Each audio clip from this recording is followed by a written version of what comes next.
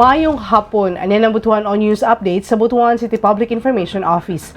Dali na lang alang sa mga residente ang pagpangayo og assistance o kaha magsumbong panahon sa emergency kay mamahimo na sila motawag sa Unified 911 hotline. 4120 Honda Establishment, Langihan Street, Barangay Holy Rodriguez. Ang central hub sa 911 operators ang unang mudawat sa tawag.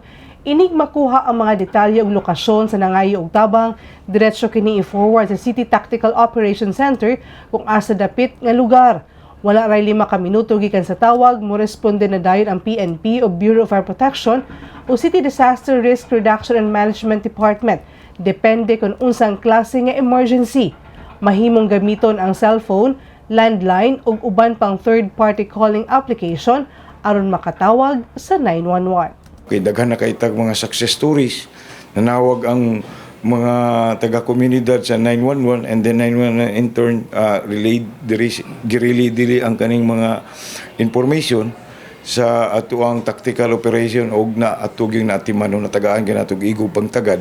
Kaya ang atong katuyoan na ni kinahanglan within 5 minutes time, no, nga makaresponde gid ang atong kapulisan. So far wa pa ganita ang uban kasigara kay nato nga mga responde is less than that 5 minutes. O mo katong update ni adlaw alang sa bang mga updates, follow and like official Facebook page, TikTok, Instagram o subscribe sa YouTube channel sa Butuan City Public Information Office.